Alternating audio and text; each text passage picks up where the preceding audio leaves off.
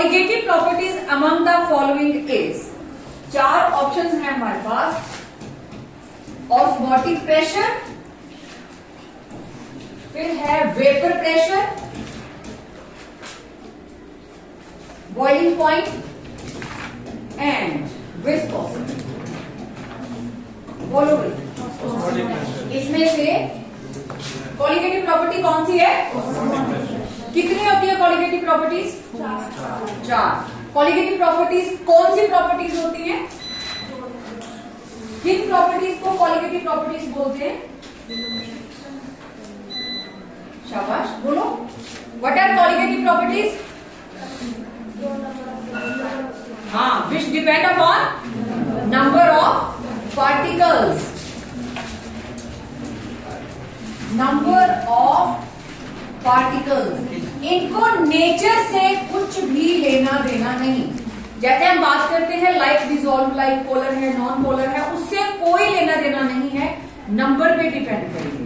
अगर number of particles increase होता है तो वैल्यू ऑफ ऑस्मोटिक प्रेशर, जो भी हमारे पास कॉलिगेटिव प्रॉपर्टी होगी, वो भी क्या करेगी? नंबर ऑफ पार्टिकल इंक्रीज करेंगे तो कॉलिगेटिव प्रॉपर्टी की वैल्यू इंक्रीज करेगी। और आपको पता है इसको डेमोक्रेटिक प्रॉपर्टी भी बोलते हैं, क्योंकि डेमोक्रेसी में जीत और हार किससे होती है? नंबर ऑफ वोट से। इसका कोई मैटर नहीं है कि वो वोट जो था वो मेल ने डाला था, फीमेल ने डाला था, बूढ़े ने डाला था या जवान ने। ठीक है, तो same democratic property means colligative properties, they depend upon number. तो उसमें से सिर्फ ऑस्मोटिक प्रेशर। वैसे मेरे को बताइए कौन कौन सी है? चार। सबसे पहले आती है एलिवेशन इन बॉइलिंग पॉइंट, फिर डिप्रेशन इन फ्रीजिंग पॉइंट, फिर ऑस्मोटिक प्रेशर। और इससे भी ऊपर कौन सी आती थी? Relative lowering in vapour pressure. ठीक है, तो एमसीक्यू जब आप सॉल्व करते हैं उससे रिलेटेड जो भी जानकारी है उसको जरूर पढ़ लें। तो 12 क्वेश्चंस आप सॉल्व करते हो, मतलब कम से कम 12 टॉपिक आप लोगों के रिफ्रेश हो जाते हैं। ठीक है, second is SI units of resistivity. Ohms. Resistivity, ये तो डायरेक्ट क्वेश्चन है, क्या है? Ohm metre. मीटर। ठीक है, ohm metre. Third question, cathode in an electrochemical cell is that electrode on which the following is an essential. चार में से वो कौन सी बात है जो सबसे जरूरी है for an electrode which is behaving as cathode? तो उसके ऊपर पॉजिटिव चार्ज होना चाहिए, उसके ऊपर नेगेटिव चार्ज होना चाहिए, या उस पर ऑक्सीडेशन होनी चाहिए, और फोर्थ ऑप्शन है रिडक्शन अकर्स, वो इलेक्ट्रोड जिसके ऊपर रिडक्शन अकर्स, ऑक्सीडेशन अकर्स। बताइए। यस, कैथोड वो इलेक्ट्रोड है जिसके ऊपर रिडक्शन होती है, और ऑक्सीडेशन जिस पे होगी वो कौन सा होगा? Anode. E naught cell, question number 4, E naught cell and delta G naught are related as, बोलो formula of delta G naught, it will be equal to, क्या रिलेशन है दोनों में? Delta G naught equal to, आप options को देख के मत बोलिए, आप फ्लो में बोलिए, किसके बराबर होगा ये? सेम टॉपिक आप लोग थर्मोडायनामिक्स +1 में पढ़ते हो। क्या रिलेशन है? Minus NF E naught cell. ये सारे के सारे फॉर्मूलाज एक जगह पे मैंने तो लिखवाए थे कि लिख के रखे। जो हमारा चैप्टर है जिसमें आप लोग इलेक्ट्रिकल एनर्जी के साथ डील करते हो, इलेक्ट्रोलिटिक सेल्स के साथ डील करते हो, इलेक्ट्रोकेमिस्ट्री, उसके अंदर जितने भी फॉर्मूलाज हैं कंडक्टिविटी का, मोलर कंडक्टिविटी, ठीक है, सारे के सारे एक जगह रखें, रेजिस्टिविटी, कंडक्टिविटी, मोलर, इक्विवेलेंट, उसके बाद जो भी इनके फॉर्मूलाज हैं उनको एक जगह नोट करके रखें। अब अगर आप इनकी चारों की चारों ऑप्शंस को देखना शुरू करेंगे तो खुद ही कंफ्यूज हो जाएंगे कि ये है या ये है। आप लोगों को जब आप एक दो बार लिखेंगे हाथ अपने आप चल पड़ता है, ठीक है। डेल्टा जी नॉट, आपके ऑप्शंस के अंदर उन्होंने डेल्टा जी नॉट प्लस लिखा है NF E नॉट सेल, और सेकंड ऑप्शन में है delta G equal to minus NF, इस तरफ उसने डेल्टा G लिख दिया minus NF E naught cell, ये भी नहीं है। थर्ड ऑप्शन है delta G naught equal to minus NF, यही वाला, this is the third option.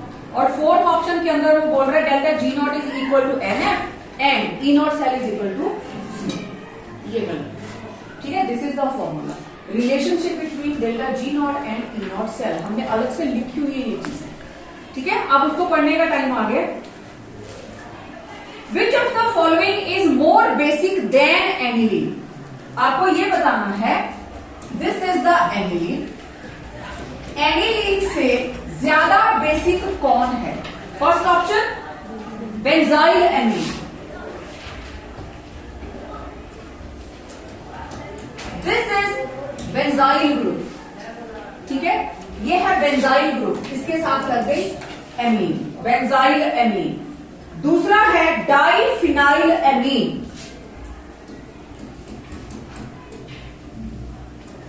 Diphenyl amine. तीसरा है ट्राइफिनाइल एमीन, नाइट्रोजन के तीनों तरफ phenyl group, triphenyl amine. And fourth is para nitro aniline, ये रही एनिलीन और पैरा के ऊपर नाइट्रो। आपको ये बताना है एनिलीन से ज्यादा इन चारों में से कौन सबसे ज्यादा बेसिक है?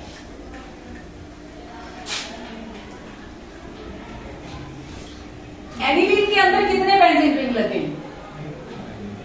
एक ही लगा है ना, C6H5। तो इसकी वजह से बेसिक नेचर कम हो जाती है, क्योंकि ये lone pair it becomes in conjugation with benzene ring. तो नाइट्रोजन के ऊपर लोन पेयर अवेलेबल नहीं रहता। इसके अंदर एक और H हटा, एक और फिनाइल ग्रुप लग गया, एक नहीं दो इलेक्ट्रॉन विड्रॉइंग ग्रुप्स लगे। इसमें एक लगा है और इसमें दो लगे हैं और इसमें तीन लगे हैं। तो जो इसका लोन पेयर है पहले एक रिंग पे इन्वॉल्व हो जाएगा, वहां से हटेगा तो दूसरी है, वहां से हटेगा तो तीसरी है, ठीक। तो ये वाला सबसे लीस्ट बेसिक हो जाएगा अगर मैं इन तीनों का कंपैरिजन करूं। अगर इन तीनों को देखें, ये ज्यादा बेसिक, ये दूसरे नंबर पे आएगी और ये तीसरे नंबर पे आएगी, ठीक। अब आ गया ये वाला, अब तो full fledge electron withdrawing group लग गया। तो ये भी क्या है? एनिलीन से लेस बेसिक, ये भी लेस बेसिक, ये भी लेस बेसिक, ये भी less basic. This is more basic than aniline. क्यों है मोर बेसिक? इसका lone pair is not involve in benzene ring. Benzene ring में इन्वॉल्व हुआ नाइट्रोजन का लोन पेयर जो डायरेक्ट बेंजीन रिंग के साथ अटैच्ड है। अब बीच में ये एल्काइल ग्रुप आ गया CH2। अब ये वाले इलेक्ट्रॉन यहां भी नहीं आ सकते, क्यों? क्योंकि ऑल्टरनेट सिंगल डबल बॉन्ड नहीं है। तो इसके इलेक्ट्रॉन्स जो हैं they are fully available for donation. This is more basic than aniline. समझ आए बात? बेंजाइल एमीन, क्योंकि अब ये एल्काइल ग्रुप बन गया। Now this is alkyl group. ये इलेक्ट्रॉन विड्रॉइंग ग्रुप लगा है बट इससे दूर लगा है, no conjugation, electrons properly available है फॉर डोनेशन। क्लियर? ये क्यों नहीं है वो भी समझ में आ गया। ये इलेक्ट्रॉन्स एक रिंग के साथ इन्वॉल्व थे, यहां दो रिंग्स हो गई और यहां तीन। अगर इन तीनों का ही कंपैरिजन होता तो ये सबसे ज्यादा बेसिक होती, ये दूसरे नंबर पे आती और ये लीस्ट बेसिक होती, ठीक है। अगर इन्हीं का भी आ जाए, एनिलीन, डाइफिनाइल एंड ट्राइफिनाइल। अब जो इलेक्ट्रॉन विड्रॉइंग ग्रुप लग गया नाइट्रो, ठीक है, ये तो और ज्यादा वहां से इलेक्ट्रॉन्स को नीचे खींच लेगा, ठीक है। तो इसके इलेक्ट्रॉन्स अवेलेबल ही नहीं होंगे, वो तो अंदर यूज हो जाएंगे रिंग के अंदर और फास्टली हो जाएंगे। नाइट्रो ग्रुप जो है N double bond coordinate bond O, जब यहां पे नेगेटिव चार्ज पहुंचेगा, नाइट्रो लगा है इस कार्बन के ऊपर नेगेटिव चार्ज, ये अंदर आता है और ये इधर, नाइट्रो ग्रुप की वजह से एक एक्स्ट्रा रेजोनेटिंग स्ट्रक्चर बन जाता है, जिसकी वजह से स्टेबिलिटी और बढ़ जाती है, लोन पेयर और ज्यादा रिंग के अंदर इन्वॉल्व हो जाता है। क्लियर हो गया? तो benzyl amine is more basic. यहां पे बेसिक नेचर किस कंटेक्स्ट में है? Tendency to donate a pair of electrons, जिनको हम बोलते हैं लोन पेयर्स। नाइट्रोजन के ऊपर अवेलेबल है, इलेक्ट्रॉन रिच है, वो इलेक्ट्रॉन डोनेट करेगी, that will behave as base. Clear? तो ये था question number 5। Question number 6, which of the following has equal unpaired electrons with manganese? Manganese का एटॉमिक नंबर है 25। वो कहता है जितने अनपेयर्ड इलेक्ट्रॉन मैंगनीज में हैं, 4 ऑप्शंस हैं, zinc 2 positive, copper 1 positive, iron 3 positive and iron 2 positive. बताओ, पहले तो मैंगनीज में निकालो कितने हैं।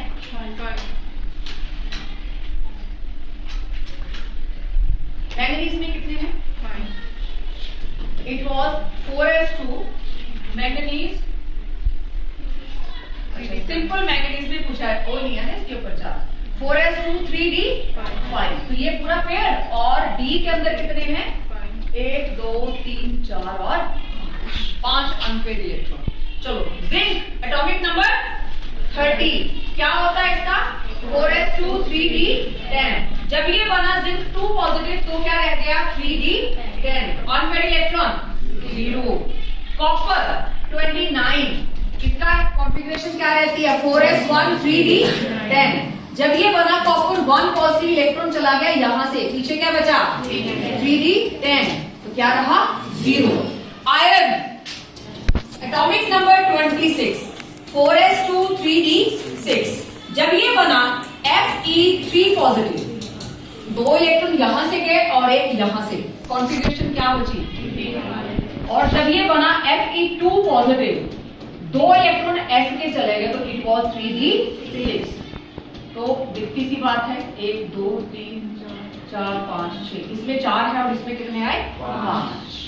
ठीक है, तो देखो आपको ना चाहते हुए भी इन चारों के अनपेयर्ड इलेक्ट्रॉन काउंट करने पड़े, तभी आप उसके साथ मैच कर सकते हो। इससे पहले क्वेश्चन कैसे आया था? उसने डायरेक्ट बोला था नंबर ऑफ अनपेयर्ड इलेक्ट्रॉन बताओ कितने हैं। अब पहले आपको मैंगनीज में कैलकुलेट करने हैं और उसके बाद फिर इन चारों के कैलकुलेट करके आपको बताना है। ठीक है, जिंक का अनपेयर्ड इलेक्ट्रॉन कितने आए? 0, और कॉपर 1 पॉजिटिव के 0। इसीलिए ये दोनों ही मैग्नेटिक प्रॉपर्टी क्या रहती है इनकी? 0। They are diamagnetic, they are not attracted by magnet, क्योंकि मैग्नेट की तरफ अट्रैक्ट होने के लिए कम से कम एक अनपेयर्ड इलेक्ट्रॉन चाहिए। मैग्नेटिक मोमेंट किसके बराबर होती है? n into n plus 2, where n is unpaired electron। Question आता है, out of copper 1 positive and copper 2 positive, copper 1 positive is diamagnetic while copper 2 positive is paramagnetic। क्योंकि कॉपर है 29, 4s1 3d10, तो copper 1 positive क्या रहता है? 3d10, और इसमें क्या रहता है? 3d9। ये इसके पास नंबर ऑफ अनपेयर्ड इलेक्ट्रॉन 1 और इसके पास 0। जिसके पास अनपेयर्ड इलेक्ट्रॉन होगा वो कलर्ड होगा, जिसके पास अनपेयर्ड इलेक्ट्रॉन नहीं होगा वो कलरलेस होगा, या हम उसको बोलेंगे व्हाइट है। ठीक है, तो copper 1 positive salts are white while copper 2 positive salts are blue। समझ आई बात? कलर्ड होंगे, तो कलर, मैग्नेटिक मूवमेंट, इनके लिए कौन सी चीज रिस्पॉन्सिबल है? Number of unpaired electrons. Which of the following alkyl halide undergoes the fastest SN1 reaction? Fastest SN1 reaction. घूम फिर के देख लो, SN1 SN2 फिर से आ गया। SN1 का मतलब रेट ऑफ रिएक्शन किस पे डिपेंड कर रहा है? एक मॉलिक्यूल पे। और इसके लिए रिएक्शन कैसे होती है? 2 स्टेप। फर्स्ट स्टेप के अंदर जो हमारे पास एल्काइल हैलाइड है वो बन जाता है carbocation and this reaction is slow.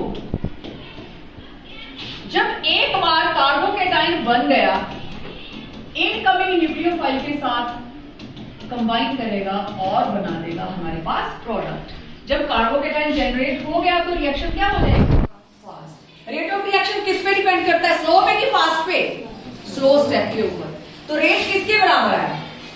K into जो हमारे पास एल्काइल हैलाइड। ठीक है, अब कार्बोकेटाइन के ऊपर डिपेंड कर रहा है कार्बोकेटाइन की स्टेबिलिटी का order. What is the order of stability of carbocation? Tertiary, then secondary, then primary. इसका मतलब उसने पूछा 4 जो आपको एग्जांपल्स दी हैं उसमें से कौन सा एल्काइल हैलाइड सबसे फास्ट SN1 रिएक्शन शो करेगा। तो हमें उन चारों को ये डिफाइन करना पड़ेगा, उसमें प्राइमरी कौन है, सेकेंडरी कौन है, टर्शरी कौन है। तो अगर उसमें से कोई भी एक टर्शरी होगा तो आंसर वो होगा। मान लो बाकी के 3 प्राइमरी हैं और 1 सेकेंडरी है तो आंसर क्या होगा? सेकेंडरी। तो इसी ऑर्डर में हम आंसर ढूंढेंगे। ठीक है, तो options are methyl chloride, methyl chloride, दूसरा है ethyl chloride, third is isobutyl chloride, isobutyl chloride, and fourth is tertiary butyl chloride, tertiary butyl chloride. अब देखो आप लोगों की यहां पे एक और प्रैक्टिस हो जाएगी जो आप various type of alkyl groups पढ़ते हो, आइसो, नियो, टर्शरी, सेकेंडरी। ठीक है, methyl chloride CH3Cl, ethyl chloride CH3CH2Cl, isobutyl. Iso कौन होता है? एक ऐसी कार्बन चेन जिसमें लास्ट से सेकेंड लास्ट कार्बन के साथ एक मिथाइल ग्रुप प्रेजेंट होगा। This group is known as iso. कितने हो गए? 4 हो गए कार्बन, तो इसके साथ CH2Cl। This is isobutyl group. समझ आई बात? लास्ट सेकेंड लास्ट कार्बन के ऊपर जब एक मिथाइल ग्रुप प्रेजेंट होता है तो it is called iso group. Clear? Tertiary butyl CH3 और यहां क्या लग जाएगा? Cl। Now this is tertiary butyl chloride.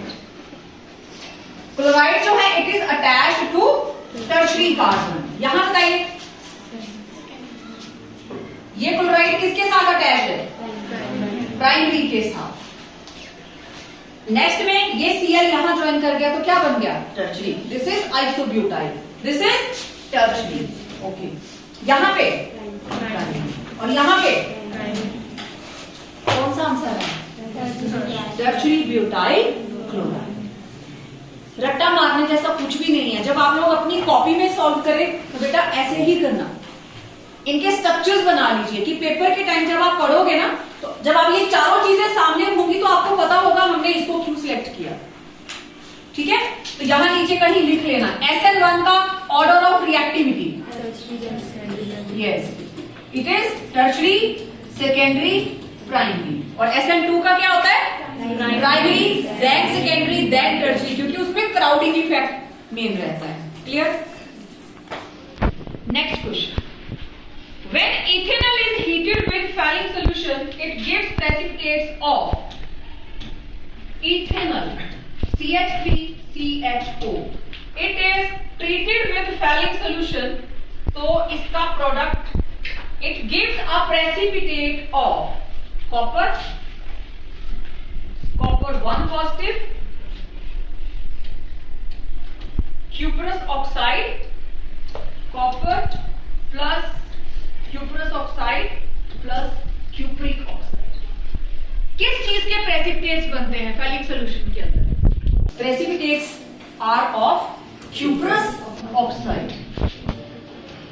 This is of cuprous oxide. अब इसकी जो केमिकल रिएक्शन रहती है, फैलिक सॉल्यूशन और ये एल्डिहाइड किसमें कन्वर्ट हो जाएगा? एसिड में, प्लस ये बन जाता है क्यूपरस ऑक्साइड और साथ में वाटर। इस OH में से एक ऑक्सीजन चली जाती है एल्डिहाइड के पास, तो वो क्या बन जाता है? HCO, जो भी हमारे पास है COOH। लेकिन क्योंकि मीडियम के अंदर है तो वो H पॉजिटिव इसके साथ अटैच नहीं रहेगा, तो यहां पे आयन बनता है, कार्बोक्सिलेट आयन। 5 OH थे, एक ऑक्सीजन चली गई, तो अब हमारे पास ऑक्सीजन कितनी बची? 4 में से एक ऑक्सीजन चली गई 2 कॉपर्स के साथ, ऑक्सीजन कितनी बची? 3। हाइड्रोजन देखो कितने आए? 5 तो यहां से आए और 1 यहां से आया, टोटल 6। तो कितने वाटर बन जाएंगे? 3। यही रिएक्शन फैलिक सॉल्यूशन के लिए है और सेम रिएक्शन बेनेडिक्ट सॉल्यूशन के लिए, उसके लिए भी हम यही लिखते हैं। तो क्वेश्चन ए सीरीज को आ जाए कि इसमें किसके प्रेसिपिटेट बनते हैं, बी सीरीज को आ जाए कि बेनेडिक्ट सॉल्यूशन के अंदर किस चीज के प्रेसिपिटेट्स बनते हैं। तो प्रेसिपिटेट किसके बनते हैं? This is cuprous oxide. Cuprous oxide क्यों है? क्योंकि इसके ऊपर चार्ज कितना है? +1। अगर ये होता CuO -2 +2 तो इट वाज क्यूप्रिक। एक ही एलिमेंट की 2 ऑक्सीडेशन स्टेट्स, लोअर को बोलते हैं अस और हायर को बोलते हैं इन। ठीक है, तो अगर कॉपर के पास 2 हैं, +2 +1, तो +1 वाली कहलाएगी क्यूपरस और हाई वाली कहलाएगी क्यूप्रिक। सेम ऐसे ही iron 2 positive ferrous, 3 positive ferric, ऐसे लिखते हैं ना। तो ध्यान रहेगा ये अपने नोट्स के अंदर, जहां आप ये वाला क्वेश्चन नोट करेंगे, इस रिएक्शन को लिख लेना। जब इथेनॉल रिएक्ट करता है तो क्या बनता है। और ये वाले टेस्ट मैंने देखा बहुत जगह के ऊपर, जितने सैंपल पेपर मैंने स्टडी किए, टेस्ट या तो MCQ में डाला है, या जो A से B से C बन रहा है, कहीं ना कहीं वहां पे भी इस्तेमाल हुए हैं। ये टेस्ट देता है, ये नहीं देता है। तो जब हमने नोट्स बनाए थे वहां पे भी मैंने लिखवाया था, बट अब क्विक रिवीजन के लिए जहां ये सैंपल पेपर खत्म होगा, आपको नोट क्या करना है। जैसे सबसे पहले हमने किया था tolerance test, tolerance reagent test. दूसरी तरफ लिखना है गिवन बाय। ये वो टेस्ट हैं जो एल्डिहाइड देते हैं, लेकिन मैंने आके आपको हर कुछ लिखवाया हुआ है कौन से एल्डिहाइड देते हैं, एलिफेटिक देते हैं या एरोमेटिक देते हैं। टॉलरेंस टेस्ट का लिख लिया, फिर बेनेडिक्ट सॉल्यूशन का लिख लीजिए, फिर फैलिक सॉल्यूशन का लिख लीजिए।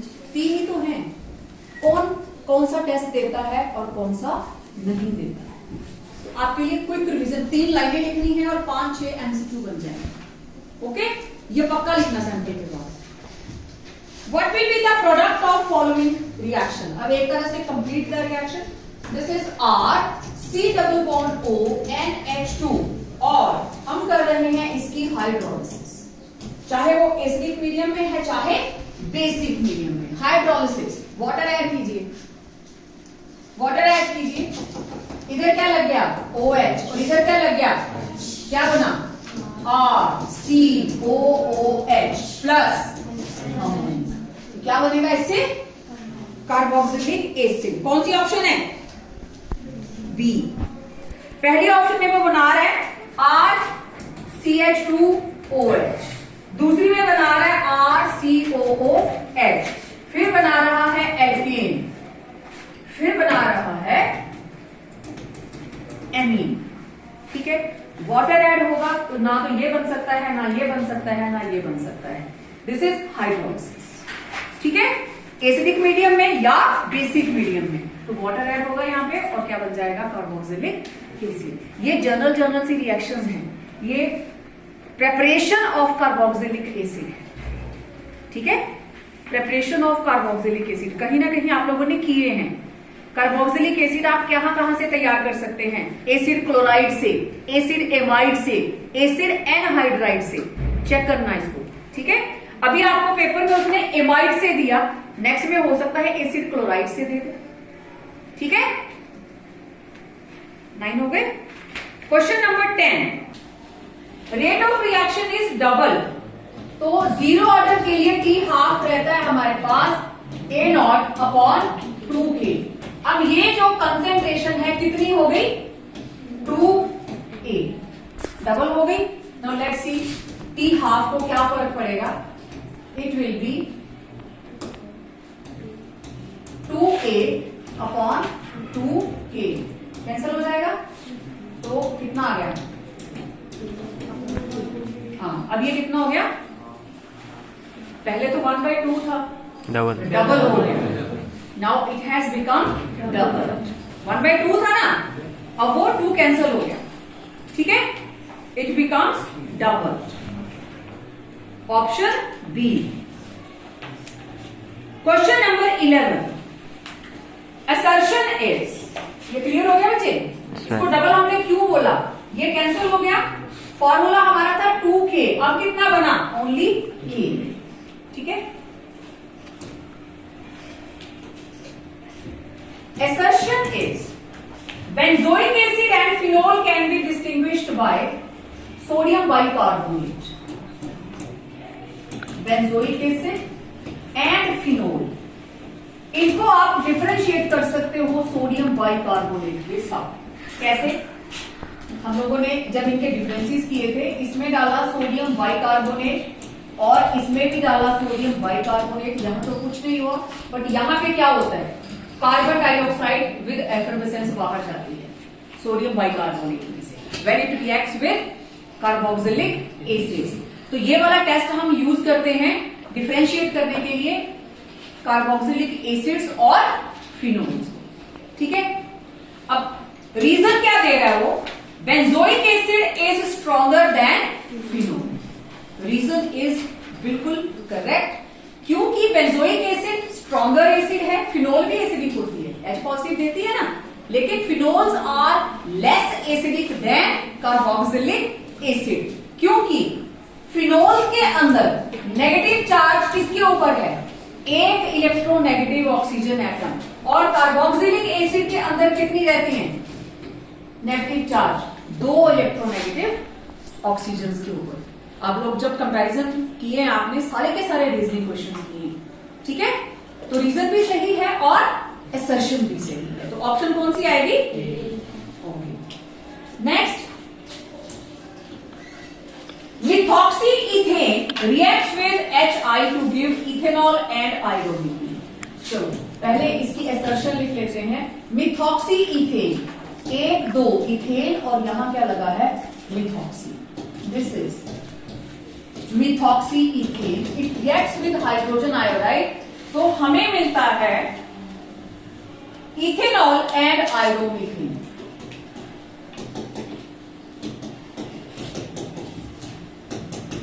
ओके, इधर लगता है H और इधर I, ठीक है। अब वो रीजन क्या दे रहा है? एक्चुअली जिस वक्त ईथर्स के अंदर हाइड्रोजन आयोडाइड ऐड होता है, this reaction is on the basis of SN1 SN2 type reaction. तो ये जो मिथाइल वाला ग्रुप है, CH3 एल्काइल ग्रुप जो है, इट फॉलोज, ये वाला जो ईथर है, इट फॉलोज SN2 रिएक्शन। ये SN2 मैकेनिज्म को फॉलो करता है, और SN2 के लिए क्या रहता है ऑर्डर? ये फॉलो करता है SN2, और उसके लिए order of reactivity primary, then secondary, then tertiary. अब इधर देखो, बल्कि ग्रुप है, ये रहा कार्बन, 2 लगे हैं H और एक तरफ लगा है CH3, और बाहर जाने वाला ग्रुप कौन सा है? OCH3, और आने वाला ग्रुप HI है ना, तो जिस तरफ भी इसमें अटैच होना होगा पेंटावेलेंट स्टेट ऐसे बनेगी। एक तरफ क्या है? CH3। लेकिन अगर हम इस कार्बन की बात करें, दो तरफ है हमारे पास कार्बन, इस कार्बन के पास तीनों तरफ क्या लगी है? हाइड्रोजन, और एक तरफ क्या लगा है? OCH2 CH3, और इधर से जो आने वाला न्यूक्लियोफाइल ये इसका बाहर जाने वाला ग्रुप, ये इसका बाहर जाने वाला ग्रुप। अब जो इनकमिंग न्यूक्लियोफाइल है आयोडाइड, जब आएगा यहाँ पे तो किस तरीके से, इसके साथ तो H पॉजिटिव लगेगा ना जो आउटगोइंग है, नेगेटिवली चार्ज होगा ये इथोक्साइड आयन, ये बाहर जाएगा, इसके साथ लग जाएगा H पॉजिटिव, और इधर कौन आ रहा है, आई negative.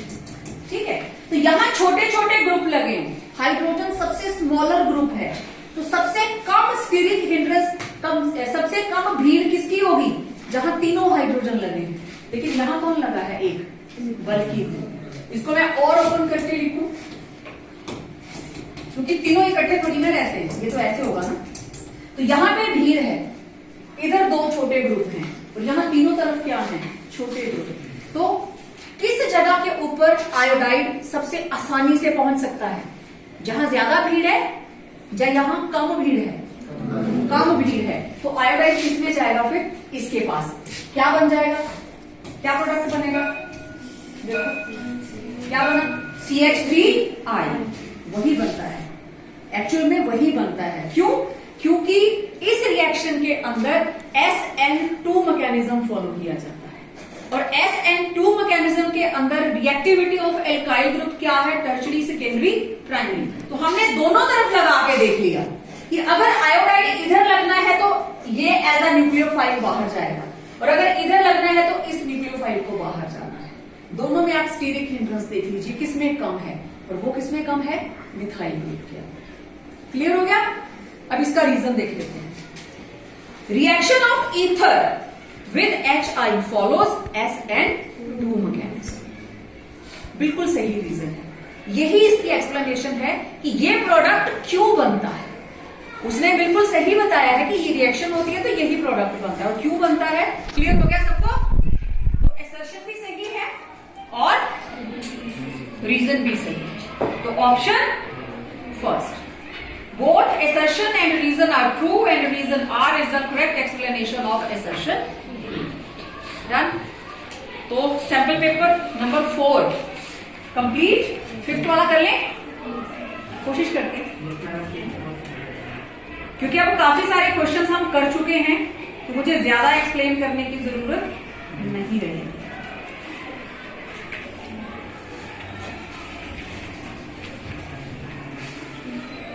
Which of the following is not a colligative property? चलो चलो फास्ट फास्ट चलेंगे।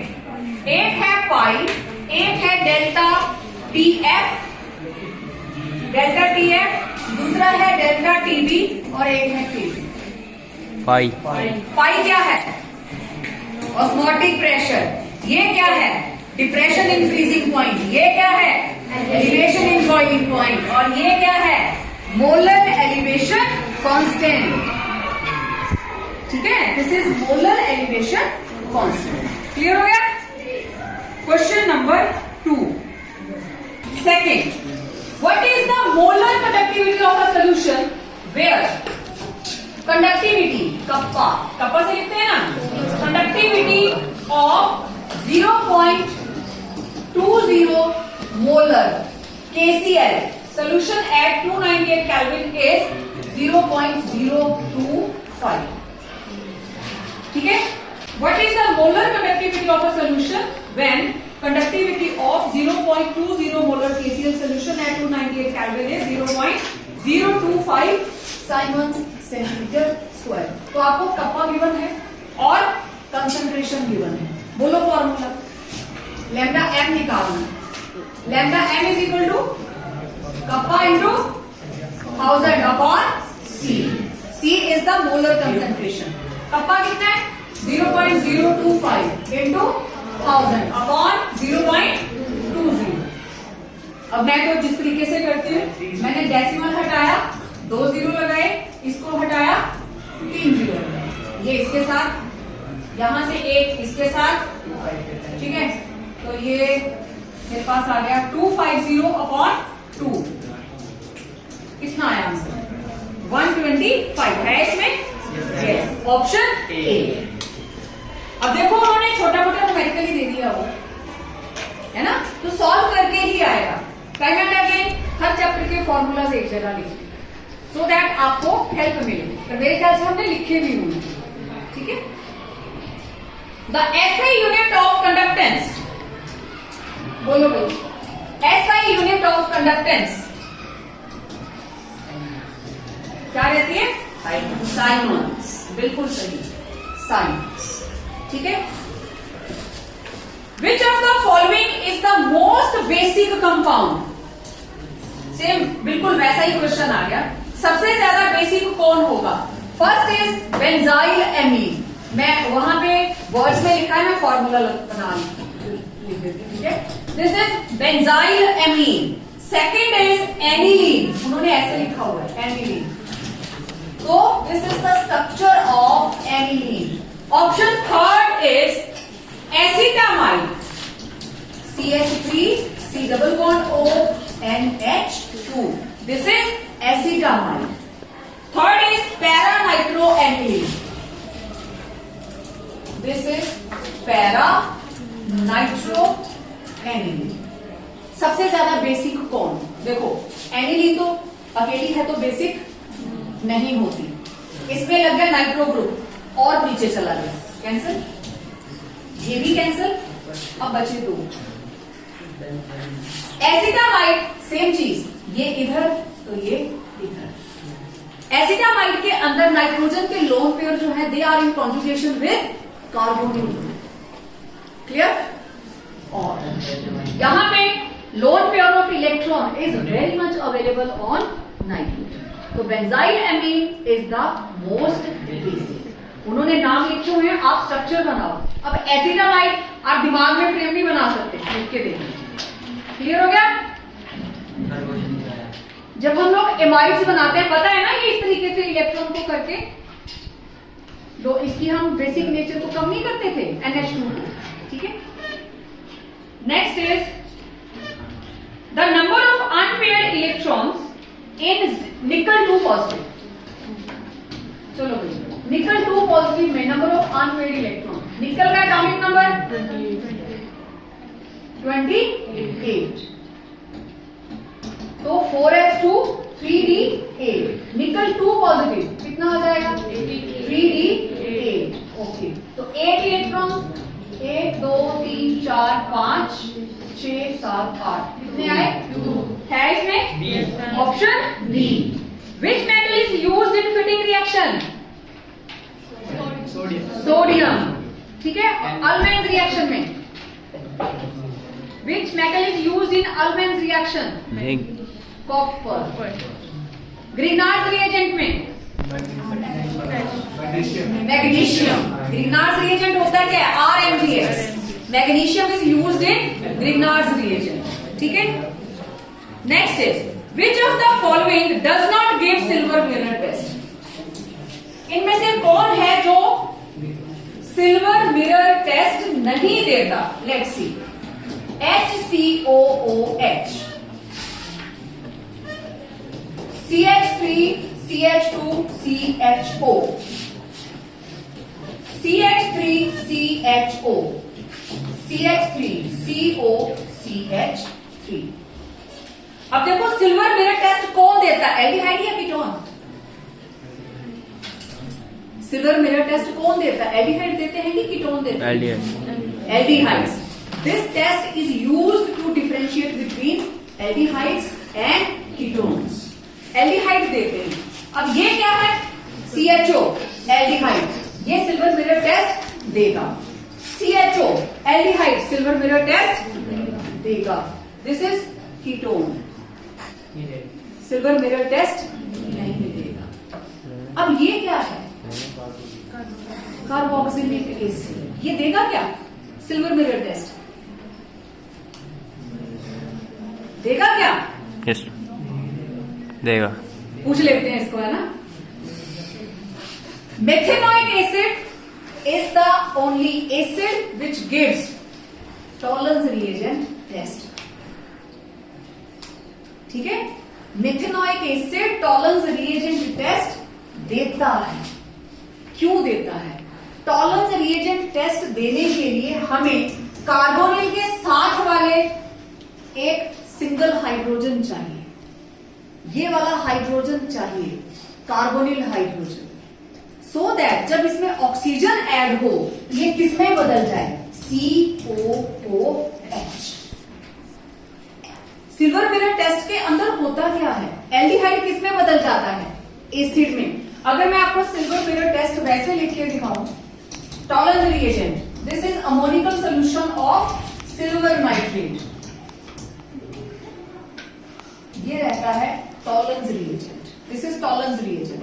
ठीक है, इसको बाइफरकेट करके लिखती हूं, 2 molecules and 5 OH,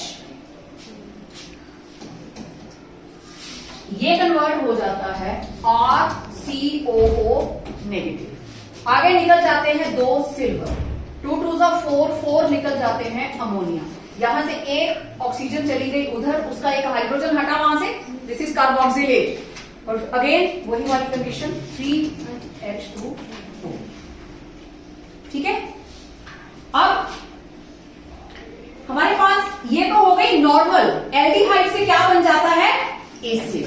जब यहां पे R ग्रुप लगा है तो RCHO किस में कन्वर्ट हो जाएगा, एसिड। अब ये जो मिथेनोइक एसिड है ये किस तरीके से रिएक्ट करता है, मैंने आपको बोला इट इज हैविंग HCOOH, तो हमारे पास ये वाला ग्रुप प्रेजेंट है।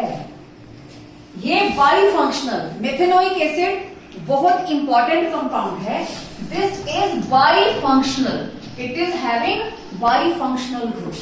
एक है एल्कोहलिक और एक क्या है, एल्डिहाइड। तो ये वाला पोर्शन किसमें कन्वर्ट हो जाएगा, एसिड। ठीक है, अब अगर ये कन्वर्ट हो गया एसिड में तो यहां क्या बन गया, C डबल बॉन्ड O, और इधर क्या बन गया, OH। इधर ऑलरेडी क्या है, OH। लेकिन जब कभी सेम कार्बन के साथ 2 OH लगे होते हैं तो कहानी बिगड़ जाती है, ये अनस्टेबल हो जाता है ना। मैं इसको ऐसे लिखूं, C डबल बॉन्ड O और इसी के साथ 2 लग गए OH, याद आया कुछ, यहां से क्या चला जाएगा बाहर, वाटर। ये बॉन्ड इधर शिफ्ट हो गया, मतलब ये बन गया C double bond O, C double bond O and H2O। What is this, CO2, ये है कार्बन डाइऑक्साइड, है ना। तो मेथेनोइक एसिड की जब ऑक्सीडेशन होगी तो वो क्या बना लेता है, कार्बन डाइऑक्साइड एंड वाटर। तो सिल्वर मिरर टेस्ट कैसे देगा, किसकी क्या हुई, ऑक्सीडेशन, और सिल्वर की क्या होती है, रिडक्शन। अब मेथेनोइक एसिड किस तरीके से यहां पे रिएक्ट करेगा वो देखते हैं। HCOOH, हमारे पास सिल्वर मिरर टेस्ट के लिए दिस इज टॉलरेंस रिएजेंट,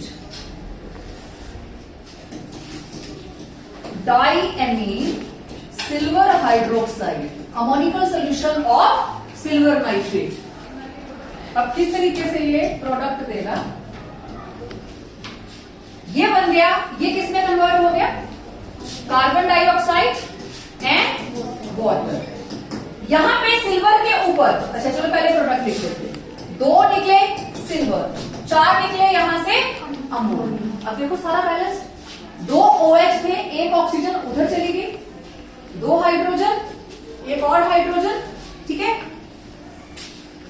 इधर आ जाएगा वाटर।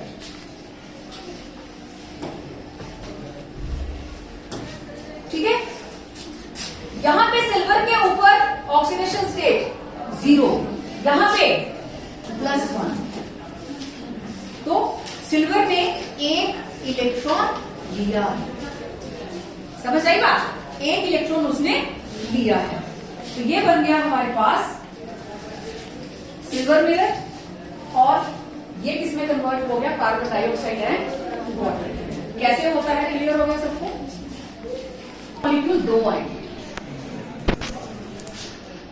ठीक है, 2 वाटर, तो क्लियर हो गया। फॉर्मिक एसिड कैसे देता है सिल्वर मिरर टेस्ट, क्लियर हो गया। क्या आप कहेंगे वो तो पहले से ही एसिड है, एल्डिहाइड से एसिड बनता है, वो तो पहले से ही एसिड। ठीक है, next question, identify bute two ynal, bute 4, bute 2 yne, 1 2 2 yne, और अल, एल्डिहाइड हमेशा कहां होता है, टर्मिनल पे। तो this is 1 2 3 4, CH3 CH CH CHO। देखो ये वाला है स्ट्रक्चर, कहां वाला? Option A. The units of reaction rate constant are mol per litre per second. बताओ भाई ऑर्डर क्या है इस रिएक्शन का? बोलो। Rate constant K is equal to mol per litre per second. ये क्या है? Rate of reaction. कंसंट्रेशन, तो K किसके बराबर आया? Concentration upon time. मतलब यहां पे रेट और K दोनों बराबर होंगे, तभी की आंसर है। ये दोनों बराबर कब होंगे? जब ये वाली वैल्यू क्या हो जाएगी? Raise to power 0। समझे? तो कौन सी रिएक्शन हुई? Zero order. This is zero order. ध्यान से देखिए, यूनिट्स क्या है? मोल पर लीटर पर सेकेंड। मोल पर लीटर पर सेकेंड। तो मोल पर लीटर क्या है? कंसंट्रेशन। ये क्या है? टाइम। ये क्या आ गया? रेट। मतलब रेट और कांस्टेंट दोनों बराबर हैं। ये दोनों बराबर कब हो सकते हैं? अगर कंसंट्रेशन रेज़ टू पावर क्या हो जाए? 0। एनीथिंग रेज़ टू पावर 0 क्या हो जाती है? 1। तो दोनों बराबर कब होंगे? 0। ठीक है। Question number 11। Acetic acid does not undergo haloform reaction. Acetic acid CH3 COOH। Acetic acid does not undergo haloform reaction. Acetic acid has no alpha hydrogen. This is assertion. Reason वो कहता है इसके अंदर अल्फा हाइड्रोजन नहीं है, do not है। बताओ, बताइए। Acetic acid does not undergo haloform reaction. इसमें हैलोफॉर्म रिएक्शन नहीं होती। अब बताइए, ये है CH3 COOH। This is functional group, this is alpha carbon. इसके साथ तो 3 हाइड्रोजन्स प्रेजेंट हैं, 3 अल्फा हाइड्रोजन्स प्रेजेंट हैं। तो बताओ असर्शन क्या है और रीजन क्या है? उसने बोला एसिटिक एसिड हैलोफॉर्म रिएक्शन नहीं देता है, वो तो हमें पता है, वो ट्रू है। एसिटिक एसिड हैलोफॉर्म रिएक्शन नहीं देता। हैलोफॉर्म रिएक्शन कौन देते हैं? Aldehydes and ketones. कौन से वाले? जिनके पास CH3 C double bond O group, methyl carbon. तो असर्शन इज राइट, लेकिन रीजन क्या है? गलत। उसने बोला उसके पास अल्फा हाइड्रोजन नहीं होते, ये उसकी एक्सप्लेनेशन प्रॉपर नहीं है। तो हमारे पास क्या आएगा? असर्शन इज राइट, बट देखो पहली बात उसने सही बोली, एसिटिक एसिड जो है हैलोफॉर्म रिएक्शन नहीं देता है। दूसरा उसने बोला कि इसके पास अल्फा हाइड्रोजन नहीं है। अल्फा हाइड्रोजन तो है इसमें, रीजन रॉन्ग हो गया। तो कौन सी वाली ऑप्शन है? सी इज नॉट,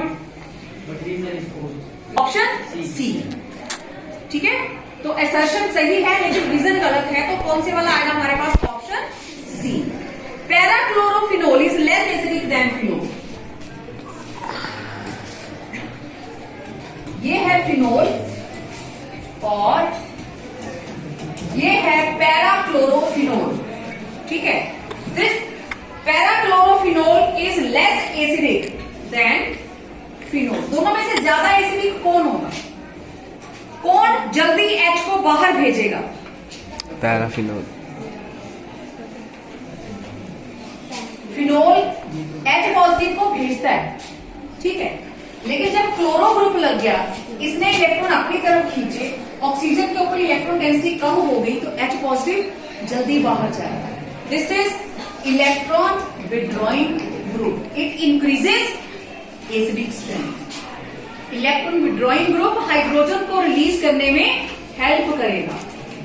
ठीक है, अब वो रीजन क्या दे रहा है? Electron withdrawing group disperses the negative charge on phenoxide ion, therefore stabilises it with respect to phenol. Reason बिल्कुल सही है, लेकिन असर्शन क्या है? गलत। D. Parachlorophenol is less acidic than phenol. Actually this is more acidic than phenol. तो assertion is false but reason is true। Option D. ठीक है, तो हमारे 5 के 5 सैंपल पेपर्स जो है वो कंप्लीट हैं। कोई क्वेश्चन रह जाता है तो मेरे को सेंड बैक कर देना बुक के अंदर।